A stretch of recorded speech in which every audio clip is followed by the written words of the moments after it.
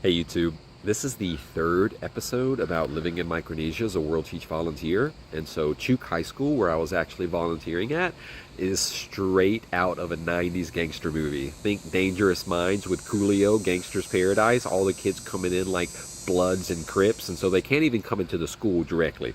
The entire school is surrounded by a chain link fence, and the reason for this is for the security, but also because on the island, guns are not a problem there. But they do have this local weapon where they use slingshots, but instead of shooting rocks, they take these pieces of rebar or other metal and they basically sharpen them down into harpoons. And they use these to shoot people with on the island. And yes, sometimes people do die. And so they have a fence around this school to prevent the students from being shot by people outside the school with these little harpoons. Isn't that something? And so yes, there's already this gate, and at the gate you have the big security guards that are out there as these kids come in, and these kids are dressed just like gangsters. I mean, 90s Bloods and Crips all the way. The do-rags, the bandanas hanging out of their pockets, wrapped around their heads, with the sunglasses on, the baggy clothes, speakers on their shoulders, blaring out 90s Bone Thugs and Harmony and Tupac music as they're like walking and cohorting down these hallways in these groups of activity. It's wild, okay? So this is like the place I'm working, but this is of course after the 2 weeks of orientation. We had 2 weeks of orientation before school started, and so there were like no students there basically. It was just the administration and the local teachers. But then once the school started and they actually began the classes, it was like, whoa, my goodness. Because yes, so that was like already the school, just the grounds, very old, very dilapidated, run down, not a lot of resources to keep them going, okay? And then just again, like the student body, you were like, what is going on here? And so what you'll have, another really interesting thing was, I was seeing all these kids walking around with gold teeth. And I don't mean like in America where they have grills, right? Where they can take them out and put them in. No, these children had teeth of gold. There were ninth grade girls and all of their teeth were gold. They had no white teeth in their mouth whatsoever. And so on Chuuk, Weta, a sign of prosperity is that for like having gold teeth. And so you would have these students that were coming in and all of their teeth were gold. And now let me say another reason for this, because also in Chuuk you have extremely limited dental hygiene. And so you have so many kids that are just running around there with teeth that are just rotting out of their heads. There's no dentist. There's no real understanding about brushing your teeth and what happens if you eat sugary candy all day, every single day. And so one of the reasons why so many of these kids also have gold teeth is because their normal teeth fall out of their heads before they're even 14 or 15 years old, because of the crazy, horrendous diets that they have there of all the processed foods that get sent in over by the USA and China and all the rest of them like that, because their traditional cuisine and diet and culture didn't have any of that stuff. Everything was disposable. They could just throw it on the ground and it would biodegrade. Now everything is coming in plastic and it's all got processed foods and it's high in this and low in that. And so you have a population of like 90+% is extremely obese in Chuuk. And again, another part of that problem is the dental, you know. And so it was really interesting to see so many of these high school students, especially the girls, with mouth full of gold teeth, you know, just walking around smiling, blaring these gold teeth. And they were not grills. You could not take them out. They were their actual teeth. And so it was a pretty crazy experience just to be like outside in the school, like not even in the classrooms, just on campus, okay? And so when you finally do go to your classroom, right, my classroom, which was on the bottom floor across from the main office downstairs, and so you go into this room and it's absolutely, oh, it's crazy. It's covered with graffiti and paintings and drawing and murals and cobwebs and betel nut stains, because remember in Chuuk, lots of the population, especially again the kids, they chew on this betel nut with the tobacco, and it stains their teeth and it stains like whatever they spit the spittle out on. And a lot of them, they're just, you know, for whatever reason, they don't have the sense to know that you're not supposed to spit on floors inside, and so, or on walls. And so again, like you'll see in the classroom all over the floor and the wall, like these stains from this spit that these kids just spat out like dip spit basically, and it just dried there because no one ever cleaned it up. And so, and also there's towers of books. There's no bookshelf. There's just towers of books in the back of the class, almost reaching up to the ceiling. A cacophony of books, okay? Donated from all these different parts of the world, okay? And they're old, but they're quality textbooks. But I'm just saying the way that it was presented. There's not any whiteboards, any projectors, video screens, markers. There is no AC. There is none of that stuff, okay, people? If you are lucky, you have one fan in your room that works. And I'm not talking about a big ceiling fan. I'm talking about one of those desk fans that they have, okay?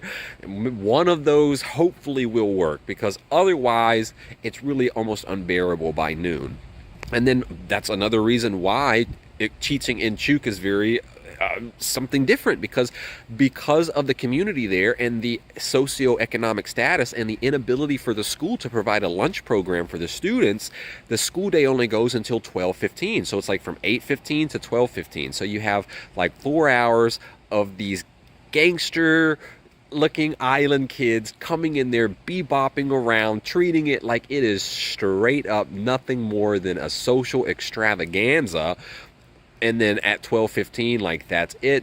School's over, and you as the teacher, you're free to go. And so, as a person, that makes you have a lot of free time to be able to go gallivanting around this tropical archipelago, this tropical paradise that's out in the middle of Micronesia, with all of these different volunteers who you're friends with and who you listen to the stories that they've had throughout the day, like, a student Nelson getting down on one knee and proposing to the Romanian volunteer Ariella, because, it's just like, that's just the stuff that happens there. Or, when you're walking down, so one of the places that the volunteers would like to go, myself included, I lived up on the mountain with Alice and Taryn, but down in town, in the main part of Weno, there's a place called Truck Stop, which is like a hotel resort sort of thing, where they have a restaurant and a great dock, and they do island or wreck diving. And so we would like to go down there to Truck Stop to hang out on the end of their pavilion and hang out and drink the box wines, the 5-liter box wines that we would get for $20 from one of the 2 liquor stores that were down in town. And on the way walking, because usually you would walk everywhere that you went unless it was the grocery store day. And then, of course, when you have all your groceries, you don't want to walk all the way up the mountain. You'll be drenched in sweat, so you get a taxi for $2 to take you as far as it can go, but it can't even take you all the way because the roads are too bad, so you have to end up walking eventually anyway. But nevertheless, myself and Taryn, you're walking down into downtown and you see the police coming on like a beat up old blue Toyota, bebopping up and down this potholed road, this terrible road. It's just like more off-road than on-road. And they're all drinking Japanese imported Asahi beer, laughing hysterically as they just drive through town, the police officers, okay? And you'll be down at the main bank with the grocery store right across from the port in the middle of the afternoon, and there will be people so intoxicated that they will be completely naked in the middle of the street, just out there wailing and screaming and carrying on, and people are just walking around them and pretending like they don't even exist, like nothing is going on, there's nothing to see here.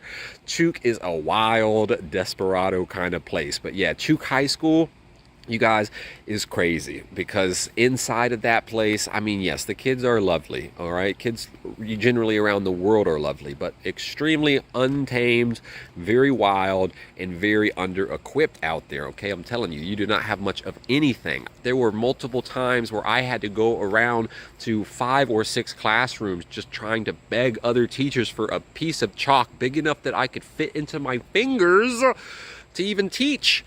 And I was teaching 10th grade math, even though my degree was biology, and I've never been particularly good at math. And so I'm in there trying to teach these island kids trigonometry using little tiny nubs of chalk on this ancient chalkboard in this classroom covered with graffiti and spit stain, with these kids that are all dressed like gangsters, carrying on like it's Dangerous Minds with Coolio in that movie from the 90s. And I'm in there barefoot in swim trunks with a hat on, teaching out in the middle of Weno, Micronesia, and the only place around with AC is the main office, and it has a printer too, but after the first or second week of school it runs out of ink, and then there's no more handouts, and then it's just like, you know, what do you do? Okay, it's really getting back to it, getting back to the old school, Chuuk High School. Okay, lovely people, lovely staff. They're trying their best with what they have. You know, there's a lot of pride, there's a lot of happiness, a lot of joy there, but it is wild. It is pandemonium in that place. And again, the kids and the culture there, especially the way that they dress and walk around and act and behave, it is just something extremely, extremely comical and wild to see this going on, because you don't feel like you're in danger like if you were like in South Central LA walking around like you're about to get robbed or shot. But it's just so crazy to see all these kids that are just so gangsterified, like walking around in the middle of like the Pacific on this remote island. They're all doing this with the Bloods and the Crips and the bandanas and everything, and it's just a wild place. Chuuk High School is really wild. And so next episode we will get into more about living in Micronesia. Please remember, subscribe, because I do this only for Ashley Oosthuizen, who I love so much, and we have to get her out of prison. I cannot leave her in there for 3 decades. I just can't make it. My heart cannot take it. The world cannot take it without her. We have to get her out. So please subscribe. If you're willing and able, please purchase a copy of The Shepherd as well, because book sales cannot be hidden, subscribers cannot be hidden, and eventually the U.S. media will have to take notice so that Ashley's nightmare finally makes it to the world stage and she can get the help that she needs and get out of prison. Oh my gosh. And joy can return to the world. So thank you so much. Free Ashley, and we'll see you next week.